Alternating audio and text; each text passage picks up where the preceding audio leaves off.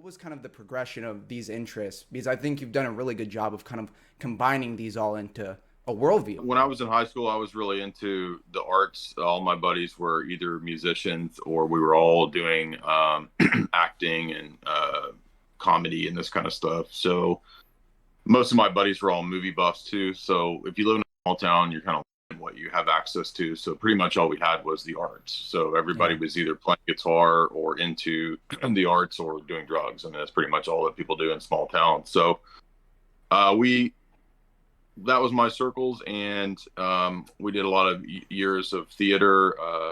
I'm heterosexual, by the way, so when you hear that I do theater, let me qualify that I do like women, because many people in theater do not like women. But theater was, at least in our area, a lot of fun. It was well connected to like the Nashville arts and all that. So we would do a lot of tournaments in Nashville in terms of duo interpretive improv, single interpretive improv stuff. So I always enjoyed that. And my goal was always to just go into acting. That's what I really wanted to do. And then in high school, I watched a lot of movies that I didn't really understand, but they put the seeds of things into my mind, like conspiracy, I guess you could say. So, I would watch movies like The Godfather, and I would see the Godfather trilogy, and I'd see all these elements of power interacting and organized crime and intelligence agencies, but I didn't really know much about it and have any frame of reference to really make it fit together in a coherent way. I remember watching Mel Gibson's Conspiracy Theory, and that kind of was the first time I'd heard of MK Ultra, because that figures prominently into the plot of that movie. So these ideas kind of stuck in my head, but I didn't really have anywhere to place them. So what really started making me have a coherent worldview was when I started reading the Bible when I was 18. And I was a goofy evangelical at the time, so I kind of went through some phases of, premillennialism, and I read Left Behind series when I was 18. I was like, oh yeah, it's the end of the world and the rapture and all this kind of stuff. So, but I was new to the Bible, so I didn't know anything, and I decided, well, I want to go and learn, Bible at university. So that ended up not working out because I decided to not stay Baptist. I decided that the more I got into church history, I couldn't be Baptist. So there's kind of like two parallel tracks going on, where on the one hand, I was studying Bible and church history, and then on the other hand, I was studying, I started reading my first, I guess you could say, quote, conspiracy books when I was 18 or 19 that had to do with the United Nations and Madame Blavatsky and Theosophy and socialism, communism, and kind of like basic entry level, John Birch level stuff when I was 18. That was in about 1998, 97, 98. And the two worlds didn't really meet until I got to college and started taking film classes, oddly enough. So I didn't have a whole lot of film classes. I just had a handful that dealt with Hollywood and history, Hollywood and Oliver Stone, Hollywood and literature. And those were some really cool classes that really started making me understand, hey, wait a minute, there's a weird crossover between the way movies tell stories and the way movies do propaganda and the way that Hollywood tells history stories and the way it alters them and frames them. So it just sort of started tumbling into more and more academic stuff. Around that same time, I just watched, kind of some new documentaries that had come out on Google Video at the time.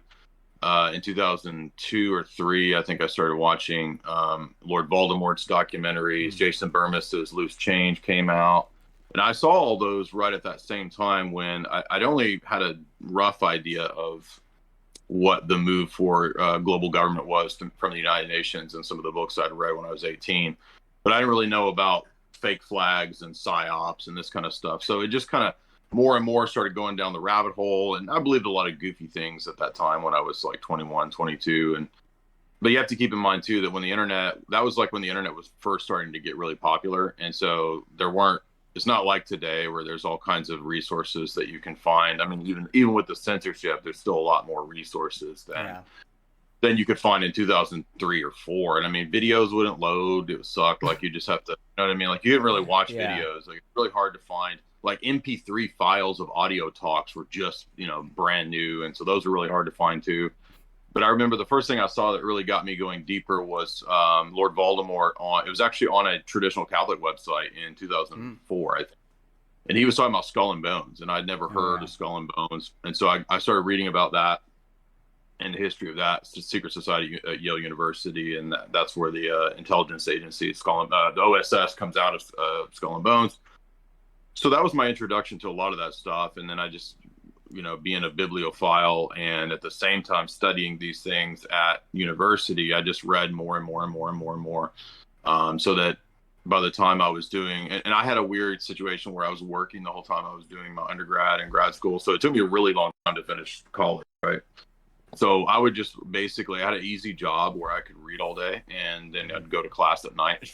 So, so I did this Yeah. for like 10 years where basically I just got to read all day long and go to class at night. And that actually allowed me to work through a lot of material over probably from about 2005 to 2015. Basically, all I did was do nonstop reading and research. And yeah, so everything kind of coalesced during that same period of undergrad and grad school. And I had a really difficult time at university because they were so liberal, and I was, Yeah. I was pretty much a trad Catholic for most of that time period. So I Yeah. was always arguing with the professors, and it was really hard.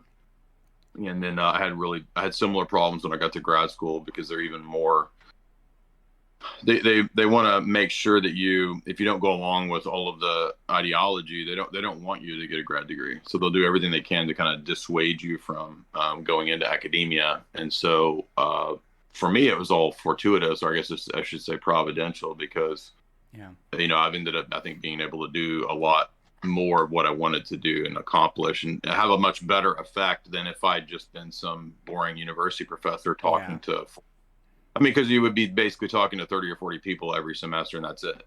Yeah. Or do you want to, reach millions of people, right? So I'm much happier doing what I do now. And I think also, just one last point in terms of like education, I think more and more it's going to move to people doing it their own way online. I think the legacy university system will pass away for many reasons, but the way we're doing it with Richard Grove at Tragedy and Hope, or I should say over at Autonomy University, is that we're just teaching the courses that people really need to know, right?